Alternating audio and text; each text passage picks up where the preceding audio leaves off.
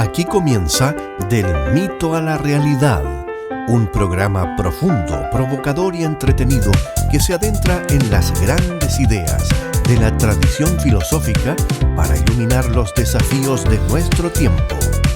Conducen el escritor de ciencia ficción Gacro y el psicoanalista Marco Antonio Maturana, porque pensar sigue siendo un acto revolucionario. Afina tus oídos porque aquí comienza Del mito a la realidad, en tu Radio Universidad de Atacama.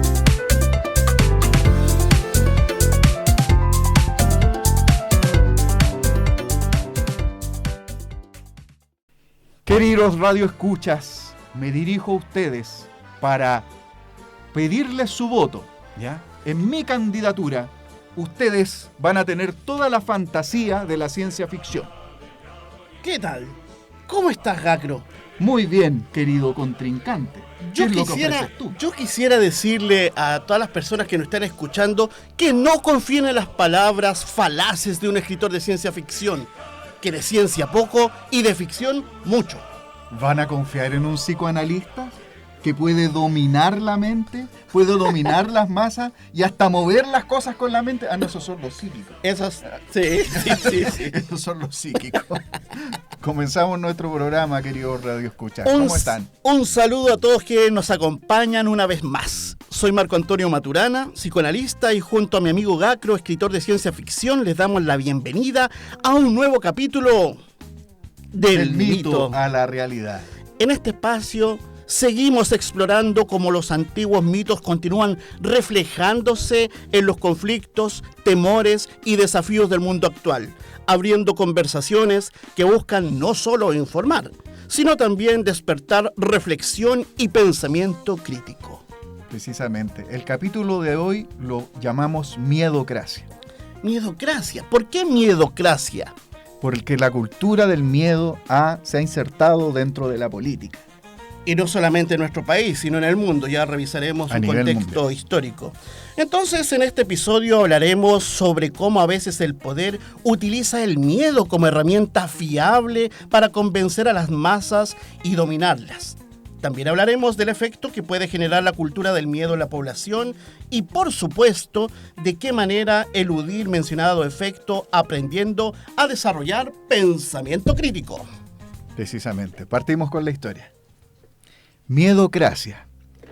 En la región del Ática, en la antigua Grecia, existía la ciudad costera de Cecropia, la cual era gobernada por Cecrope, un ser mitológico mitad hombre, de tronco hacia arriba, pero que tenía piernas, que en vez de piernas, en cambio tenía una cola larga de serpiente.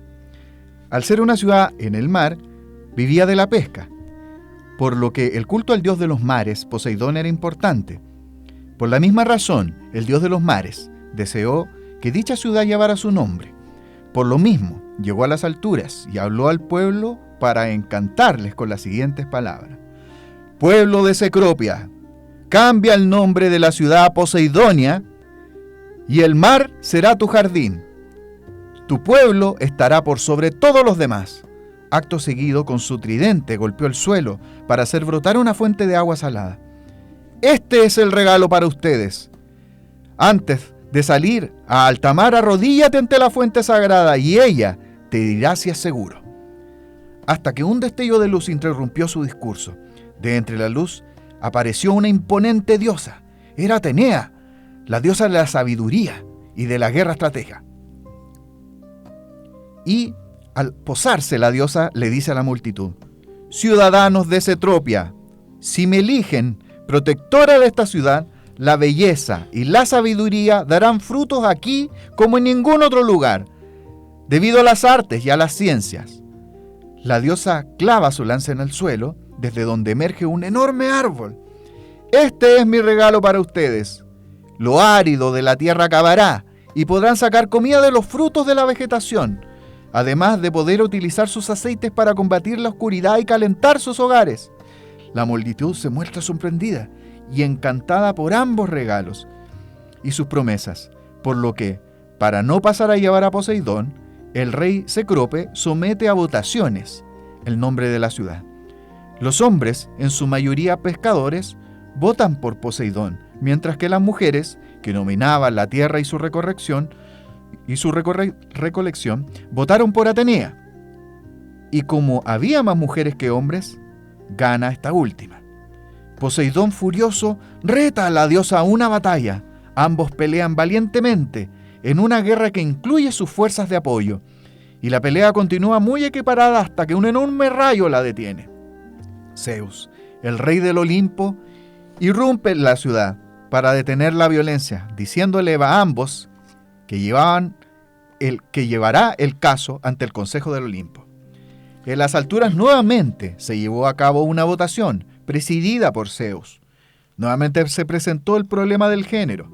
Todas las diosas votaron por Atenea y los dioses votaron por Poseidón. En el Olimpo había igual número de dioses que de diosas, pero al ser Zeus el presidente de dicho consejo, se abstuvo, dándole la oportunidad de ganar a su hija, con un solo voto de diferencia. Por lo que la ciudad de Cecropia pasó a llamarse Atenas. En honor a la diosa se construyó un hermoso templo en la cima de la Acrópolis. Poseidón, aún descontento, les arrebató la tranquilidad a los hombres en los mares y los amenazó con arrebatarles todos los recursos marinos, por lo que la ciudadanía debió acudir al oráculo de Delfos, en donde una pitonisa les informa que la única forma de aplacar la furia de Poseidón es arrebatarle el voto a las mujeres de la ciudad, decisión que se tomó de forma unánime por ambos géneros. Sin embargo, la ciudad no dejó de llamarse Atenas en honor a la fémina. La furia de Poseidón solo se aplacó totalmente después de que se construyera un templo en su honor, también en las alturas, y perdonó al pueblo, devolviéndole sus recursos al mar, dejando atrás una ridícula votación en la que reinó el miedo por mucho tiempo, solo para satisfacer el ego de los poderosos. ¿Qué tal? Elecciones en Atenas. Elecciones en Atenas. Y de eso estamos muy empapados todos nosotros, quienes tenemos que cumplir con nuestro deber cívico cada 4 años y a veces más seguido, ¿cierto?, para elegir a nuestras autoridades. Precisamente. En el mito griego de la disputa entre Poseidón y Atenea por Cecropia, se representa el conflicto entre el miedo y la sabiduría como formas de gobernar una sociedad. Mientras Poseidón simboliza el control y la seguridad, Atenea encarna el conocimiento y el desarrollo.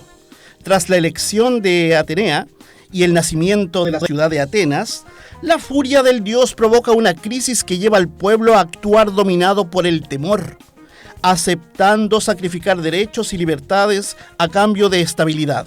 Así, Miedocracia muestra cómo el miedo puede transformar la moral, las leyes y la justicia, haciendo que incluso las decisiones más absurdas parezcan razonables cuando una sociedad vive bajo esa influencia. ¿Qué tal, Gagno? Sí, es terrible, ¿eh? Es algo que en este caso, el mito no se aleja para nada de lo que es la realidad, ¿ya? Porque últimamente, el mito comienza cuando los contrincantes empiezan a ofrecer cosas. Al principio comparten regalos, ¿cierto? Uh-huh. Por un lado la fuente mágica, que te asegura si acaso vas a volver del mar. Por otro lado tienes el árbol, que te da los frutos, que ya acaba con lo que es esta sequía. Pero después comienza el miedo. ¿Te fijas? Después comienzan las amenazas. Ya no son regalos los que prometen. Entonces, eso mismo creo que se ha instalado en el mundo de una forma bastante potente en el último tiempo. Y tal vez no es algo reciente. Ya es algo que se ha visto en otras oportunidades, ¿cierto? Han habido muchos gobernantes que han sido dictadores, ¿ya? Que han llegado al poder bajo la democracia. Y dentro de la historia, y la mayoría siempre con la manipulación del miedo. Ponemos, por ejemplo, al innombrable Hitler. Por supuesto que sí. Pero mira, ¿en qué se sostiene esto? Porque sabemos que las elecciones son realmente movimientos sociales que permiten elegir a un líder para poder pensar en la sociedad que va a tener ese pueblo.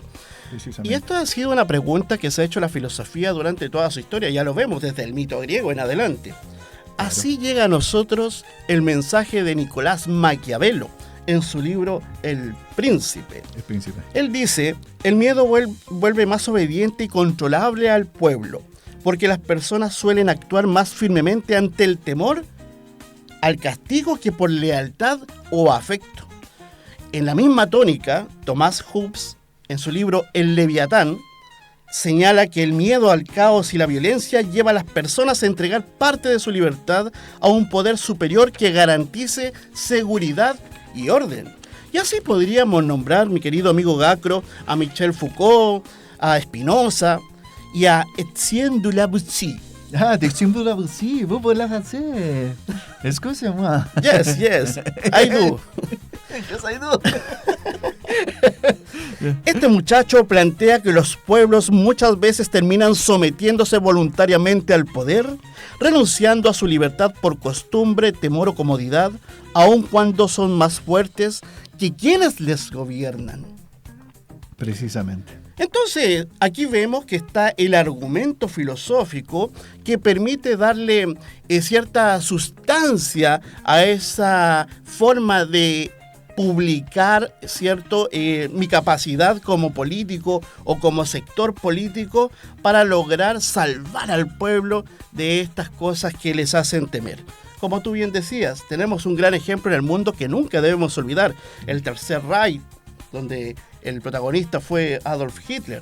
Precisamente. Pero quizás hay un ejemplo mucho más cercano y que de alguna forma generó una enfermedad colectiva en nuestro país, que fue la dictadura cívico-militar en Chile. Aquí yo quisiera hacer una aclaración, mi querido amigo. No estamos hablando de tendencias políticas, no estamos dando un discurso que tenga que ver con las izquierdas o las derechas, sino que estamos hablando de cómo no debiera seguirse haciendo política. Precisamente porque ahora el miedo ha abundado en la psique de los electores y básicamente la gente está votando con el estómago más que con la razón, ¿cierto? Y es básicamente porque también dentro de las elecciones se ha creado como todo un ambiente en el cual todo en el país está mal, que el país se cae a pedazos, que el país se destruye, que no sé qué, y la verdad es que se manipula toda esta situación. ¿Ya? Discurso alarmista, Chile se cae a pedazos, como tú bien decías, enemigos permanentes, los inmigrantes salen por ahí, ¿cierto? Y una constante sensación de crisis, como el Estado está quebrado, gobierno de emergencia, claro, etcétera. Y la verdad que son simplemente exageraciones, ¿eh? Mire, la verdad que todas estas manipulaciones que han utilizado en el mundo político, yo pienso que le ha hecho muy mal a la sociedad, ¿ya? De partida, se ha instalado este tema de hipernacionalismo, ¿ya? Que no era muy propio de Chile, ¿ya? Porque recordemos el viejo refrán de que y verás cómo quieren en Chile. Al amigo cuando es forastero. Cuando es forastero, pero últimamente no están queriendo mucho los forasteros, no parece, porque ese verso. Claro, y quisiera decirle y hacer una aclaración aquí a todos los radioescuchas, queridos radioescuchas, los chilenos no somos mejores que nadie. ¿Ya? Partamos por eso. Somos iguales que todos. Somos iguales que todos, muy por el contrario, ¿ya? Y no por el hecho de ser chileno, así como lo han instaurado en la cultura estadounidense, por ejemplo, vamos a ser los buenos y el resto los malos. Por ¿ya? supuesto que sí. Partamos por eso. Obviamente acá en Chile hay muchas personas buenas, pero también la delincuencia ha existido siempre, y no precisamente de personas que vienen de afuera, ¿ya? Ahora, no vamos tampoco a decir de que no existen delincuentes extranjeros, porque eso sería también una mentira. Es la naturaleza humana. Pero es la naturaleza humana, pero siempre va a ser un porcentaje pequeño, que podría ser incluso de los chilenos decentes versus las personas que delinquen. Sin duda. Y vamos a incluir delincuentes de cuello y corbata también, porque eso también hay mucho. Ah, ¿ya? Sí, por supuesto. Y de hecho como que se ha proliferado en el último tiempo. Delincuentes tenemos en todos los estratos sociales. Sin duda. Pero no podemos decir que por el hecho de que un cierto grupo, de un pequeño porcentaje de personas que vienen del país X hayan delinquido, todos los demás son iguales. Tienes toda la razón. Aquí quizás cabe la frase de Martí que dice ser culto para ser libre. Aprovecho de dejarle un cariñoso saludo a Dilmari, una amiga que escucha fielmente nuestros capítulos. Saludos. Entonces, parece ser que se instala esta fórmula porque es muy eficiente. Todos somos susceptibles al miedo. ¿Y cómo se difunde el miedo? Lamentablemente, y aquí yo creo que hay que hacer una crítica bien juiciosa a los matinales, a los programas de televisión, a los programas de radio, que si bien en algún momento del día son muy alarmistas, en otro momento del día, en otro programa, están mostrando entretención y tal. Entonces tienen un discurso que no pareciera cumplir con una pauta regular y que generan miedo constante. Usted prende la televisión y hay malas noticias. ¿Y solamente hay malas noticias? No. Hay buenas noticias también. Yo comprendo que actualmente la televisión está como en pie de guerra con el streaming. El streaming me refiero a Netflix, a todas las plataformas que se están usando hoy día, ¿cierto? HBO, Disney. Entonces, la televisión, tanto la abierta como por cable, ha perdido mucho espacio. Ya eso lo sabemos. Y por lo mismo, ha debido acudir de una forma bastante negativa al morbo. ¿Ya? Eso es algo que es notorio. ¿Ya? Ustedes pueden hacer la comparación. Yo cuando era chico, por ejemplo, los matinales eran totalmente distintos. ¿Ya? Y yo como no veía matinales, de repente un día me quedé enfermo en la casa y me di cuenta de que ahora son puras catástrofes. ¿Me entiendes? ¿Cómo se llama? Yo cuando chico, yo por ejemplo veía a Camiroaga, porque yo en la tarde, era de esos colegios que eran en la mañana o en la tarde, de primero a cuarto iba en la tarde, y de repente veía al Camiroaga, no sé, pues en un trencito que pasaba por todo Chile, concursaban por teléfono, salía este personaje Hugo, y era pura entretención, la verdad, era algo divertido que estaba tren de hecho Hugo. como para... Claro, era como para poder animar a las personas más que... Y ahora veo que es como un desorden, intentando como meternos en esta burbuja de que todo está mal. Claro. Y me llama la atención porque este alarmismo es a su vez morbo. Es un morbo que intenta luchar contra el streaming. Noticias se entiende. sensacionalistas. Sensacionalista. Incluso hay hasta en la televisión, hay hasta... este bombardeo de televisión basura que hay últimamente, este exceso de reality show y cosas así, ha llegado incluso hasta la política. Imagínate que hay un reality show ahí donde hacen pelear a políticos. Yo lo encuentro, sí, es como es ridículo y patético, pero... es de un nivel, Sí. un nivel de insulto, de odio, no, es terrible. Es como si la realidad chilena fuera así. Y la Sí. verdad es que están presentando puros factores negativos, posicionando a las personas de forma obligatoria o en un costado o en el otro. Entonces, finalmente, los dispositivos por donde nos transmiten el miedo son los medios de comunicación, y ahí tenemos una oportunidad, Gacro. ¿Qué escuchamos? ¿Cuánto tiempo nos exponemos a aquellas noticias? O cuánto le prestamos atención también. Sí, por supuesto. Ya vamos a ver que es muy bueno investigar la fuente precisamente para no estar repitiendo, sino pensando. Precisamente. ¿Qué efectos puede generar este orden de cosas, este status quo? ¿Qué ocurre cuando una sociedad teme constantemente? Y ahí nos encontramos frente a un fenómeno psicológico que es el estrés crónico. Está bien estresarnos, todos los animales del mundo se estresan por distintas situaciones, pero cuando este estrés se vuelve crónico, constante, es tierra fértil para el desarrollo de psicopatologías muy comunes y muy severas. Y no solamente psicopatologías, sino también enfermedades biológicas que ya te vas a dar cuenta que son muy comunes en nuestro país y en el mundo. Porque cuando estamos bajo un estrés crónico, aumenta considerablemente el cortisol y la adrenalina. Y esto deprime nuestro sistema inmune y desgasta el cuerpo, Gacro.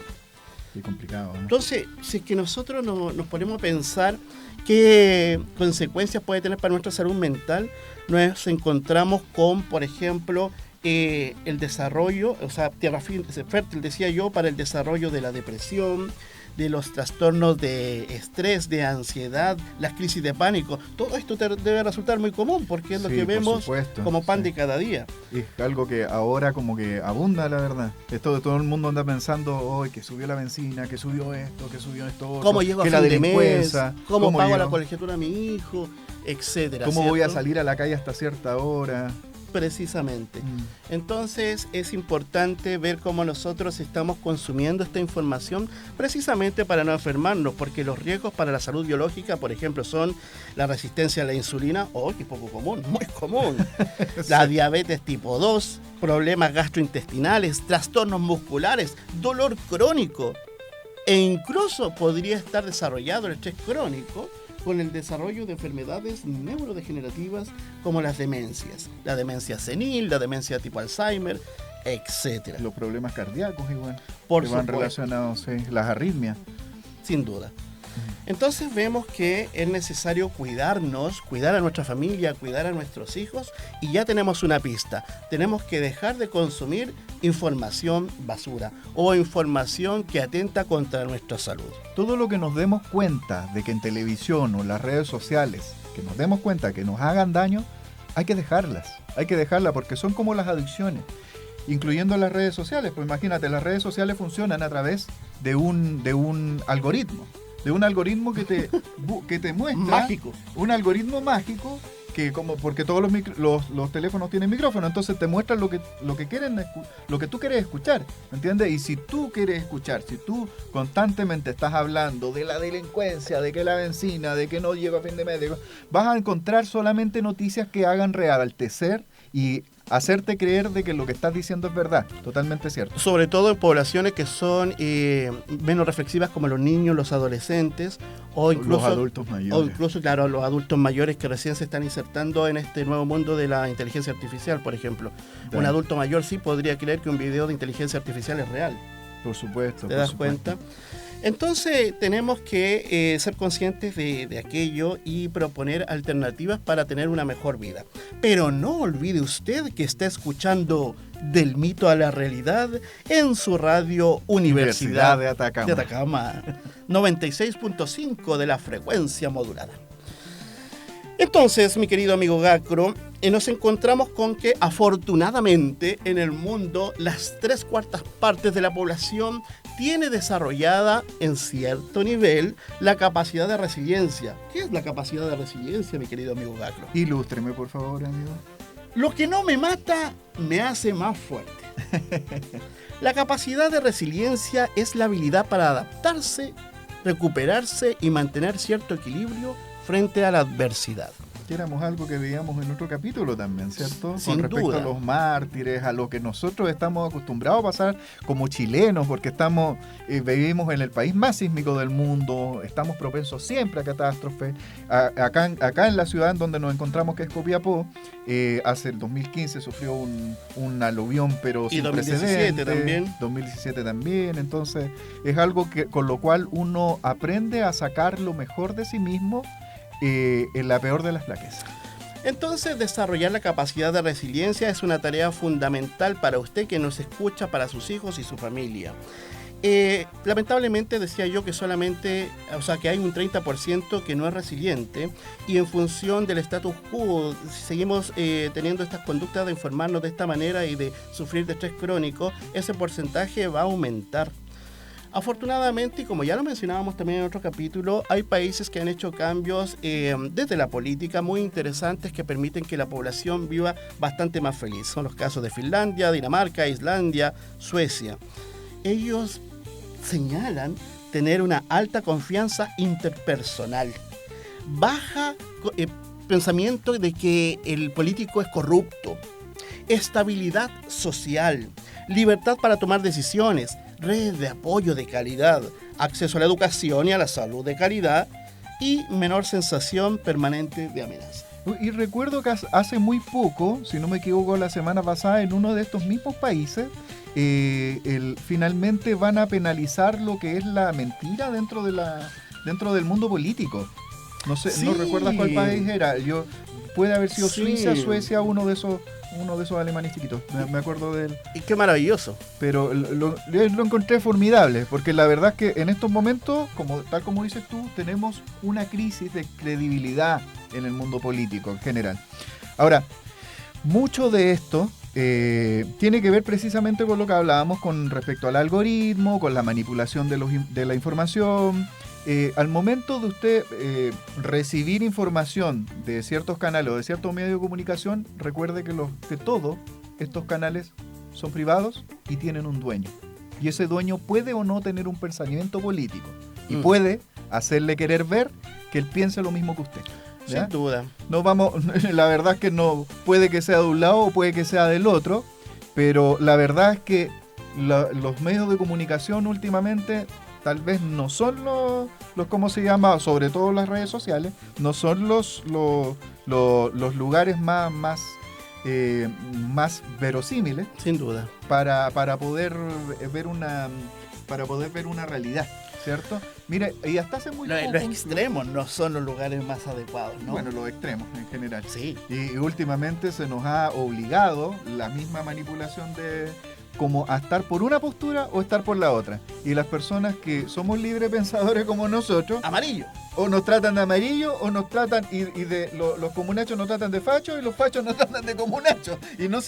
Oye, ¿no puedes ser libre pensador entonces? Exacto. O eres el uno o eres el otro. Y la verdad es que, claro, esa misma intención de tirar y aflojar ante el mundo político deja en el medio a nuestra sociedad, que es la víctima de todo eso. Entre la izquierda y la derecha está Chile. Entre la izquierda y la derecha está tu familia. Entre la izquierda y la derecha estás tú. Y somos la mayoría, ¿no? Entonces parece que el verdadero pensamiento político que debe instaurarse desde las bases, desde los territorios, desde los barrios, desde las casas, desde la familia, es el pensamiento crítico. El pensamiento crítico. Momento idóneo para llegar a nuestra parte de recomendaciones a la comunidad. Filosofía práctica. Desarrollar pensamiento crítico. Preguntarse, ¿quién ha dicho esto? ¿Por qué lo dice? ¿Y qué evidencia existe de lo que está diciendo? Es una forma de proteger la libertad mental. Por eso, piensa, no repitas. No renunciar a la libertad. La tranquilidad verdadera no sale de la obediencia ciega, sino de la conciencia y la responsabilidad. Sin duda. No fiarse de las noticias. Busca la fuente. No consuma información de manera pasiva. Antes de creer o compartir una noticia, busque la fuente original, contraste distintas miradas y desconfíe de aquellos contenidos diseñados únicamente para provocar miedo, rabia o desesperación. Y un paréntesis con respecto a esto, eso es bien importante, porque antiguamente pensábamos, lo decíamos también en otro capítulo, que el Internet iba a reemplazar a las bibliotecas como la fuente de información más fidedigna. Ahora nosotros sabemos que cualquier persona puede subir lo que quiera, ¿ya? Por lo mismo, es tan importante buscar la fuente, ¿ya? Porque si una persona puede decir, no sé, que el día de mañana se destruyó el tranque Lautaro y Copiapó va a ser inundado. O que se cayó la piedra colgada. O que se cayó la piedra colgada, que eso sí pasó. Era una fake news que hicieron con una foto hecha por inteligencia artificial. La gente se va a conmocionar y va a pensar lo primero que ve. Sí, por supuesto. Pero por lo mismo, también llamamos a dudar. Sí. Siempre las dudas no nos hacen más tontos. El hecho de que el que pregunta más no es precisamente el que sabe menos, ¿ya? Es sumamente importante. De ahí viene la base del pensamiento crítico. Dudar de cada una de las informaciones que nos llegan. Sí. Porque al fin y al cabo pueden tener una fuente que puede estar sesgada por un lado. Sin duda. ¿Cierto? Sí. Y por lo mismo, vivir en paz es vivir entre este paréntesis protector de mente, que somos nosotros mismos, eludiendo las mentiras. Porque abundan las fake news. Qué bueno lo que dijiste. Yo me acuerdo que cuando yo era joven, el que preguntaba a cada rato al profe era el burro. Y era una forma de inhibir esa necesidad de saber que existía entonces. Incluso podríamos decir que la sociedad de ese tiempo estaba coartada precisamente por esas formas de pensamiento. Todo lo contrario, jovencito que me estás escuchando y estudiante, pregunta, levanta la mano. Yo cuando fui profesor agradecía mucho las preguntas de mis alumnos porque hacía mucho más dinámica la clase y permitía orientar lo que uno estaba enseñando a la duda que aparecía en ese sujeto que habitaba esa realidad, ¿no? Evitar la sobreexposición a las malas noticias. El cerebro humano no está preparado para vivir las 24 horas conectado a estímulos alarmantes. Informarse es necesario, obviamente. Permanecer plenamente angustiado, no. También es saludable desconectarse, guardar silencio y recuperar la calma. Y disfrutar tu vida. Disfruta la vida no es ignorar los problemas del mundo, sino recordar que la existencia humana no puede reducirse únicamente al miedo, la productividad o la crisis, ¿ya? Cultive vínculos, recréese, disfrute los momentos sencillos. No se apure que nadie lo persigue, ¿ya? Sean felices, Ya, sí, se puede ser felices. Y por favor, desconecten un poquito los celulares. Sin duda. El eco de lo que queda, mi querido amigo Gacro.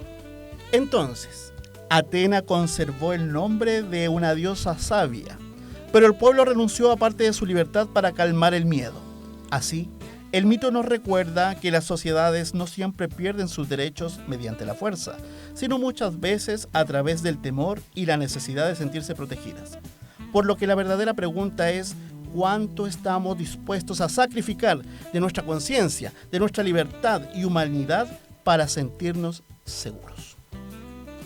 En esta oportunidad, nuestros queridos radioescuchas y quienes nos ven por YouTube también, les invitamos, como es nuestra costumbre, a profundizar en esta temática a través de un maravilloso libro que se llama El discurso sobre la servidumbre voluntaria de Etienne de la Boétie.